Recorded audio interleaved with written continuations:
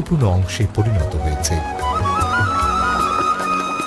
হাওর বাউর ছাড়াও বাংলাদেশের সুরমা মেঘনা, ব্রহ্মপুত্র যমুনা, গঙ্গা পদ্মা নদী ব্যবস্থার সক্রিয় বদ্বীপ এলাকায় বিভিন্ন আকার আকৃতির প্রচুর বিল দেখতে পাওয়া যায়।